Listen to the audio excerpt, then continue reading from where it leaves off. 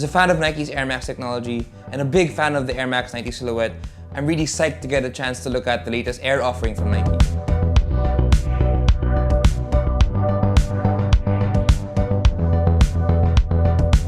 As they usually do with the first colorways of the new designs, Nike went all out with this packaging.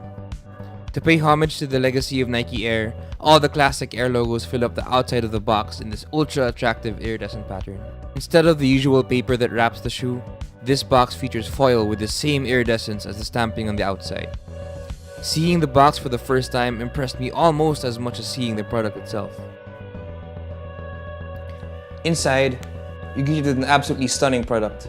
Even after all the leaks and all the promotional materials that came out, it's still quite something to look at it in person.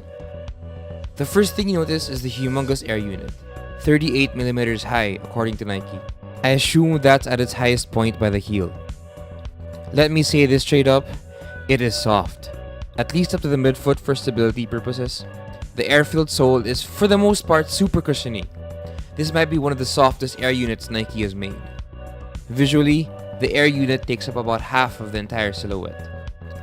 Part of the unit seamlessly flows over into the upper in the form of a molded sort of mudguard / heel counter that makes the construction look really futuristic.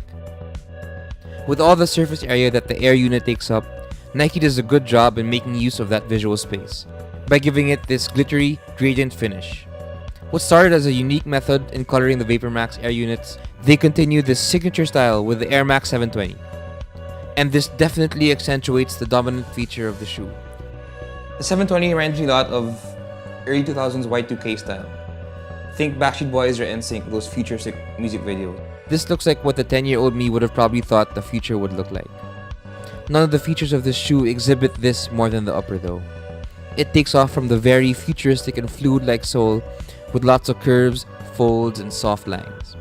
The pattern on the upper definitely gives off a vibe that takes cues from the Air Max 97 or Air Max Plus.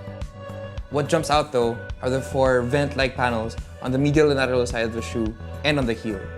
As far as I can tell, these are purely aesthetic and don't actually serve as ventilation, which could somehow affect the comfort of the shoe. More on that later.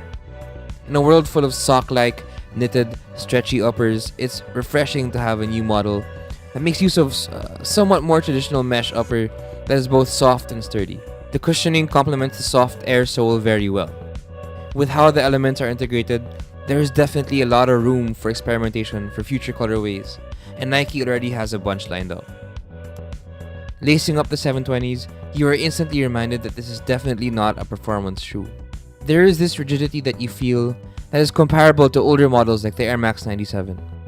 There's almost this illusion that your shoe is heavy purely because of how high your foot is off the ground. You definitely feel that height. Once you lift your foot to take a step, however, you quickly realize that most of what makes up that height is literally air, and that the shoe isn't nearly as heavy as what it initially felt like. The upper feels nice and snug and sturdy, and the sole feels mostly light and bouncy. It's a good combo that satisfyingly wraps your foot. Though the shoe feels good overall, it seems to run a little bit hot. The upper doesn't seem to allow a lot of breathing, and these vent-like panels don't really do much in terms of ventilation, ironically. And despite the upper sporting mesh holes reminiscent of traditional sports jerseys, the interior is completely covered in padding and a sort of nylon fabric that seems to prevent ventilation. As this is a lifestyle model, you likely will not experience much overheating.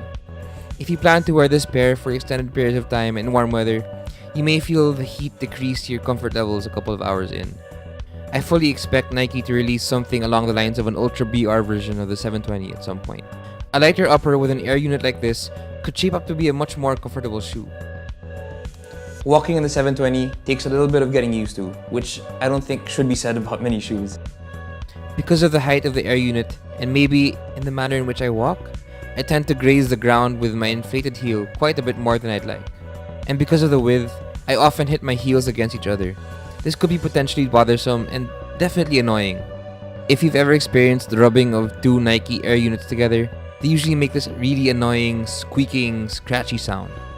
I found myself having to take extra care to prevent that from repeatedly happening. Whether that's a big deal or not will depend on how you walk and if you don't mind adjusting to the shoe just a little bit. The air unit seems to be as sturdy as ever. I didn't do anything extreme to try and pop the bubble, but I stepped on some sharp edges and on rough ground, and the unit took it like a champ. I even fell awkwardly while trying to get a shot for this video, and I didn't encounter anything out of the ordinary happening with the Soul. If you're happy with the integrity of the Vapor Max and the 270 air units, the 720 won't be any different, even if there's more air in this one. Overall, this shoe is quite the looker. The color, the lines, the materials, and that air. Everything comes together to create this stunning, dare I say soon to be iconic pair of Air Maxes. Much like the 270, it's largely a lifestyle shoe that can't and probably shouldn't be used for running or even at the gym. Depending on your foot type, I would probably say that the Vapor Max is the most comfortable shoe among all the recent Air Max innovations, followed by the 270.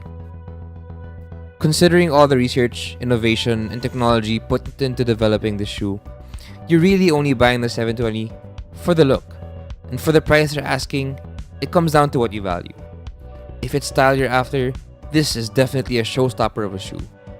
I just want to make things clear though. For me, the jury's still out on whether or not I like this shoe. It's definitely not for everybody. Take it as a positive or a negative, but the same features that make it stand out so much also make it incredibly polarizing. You'll either love it or hate it. On most days though, I'm a little bit more on the love it side.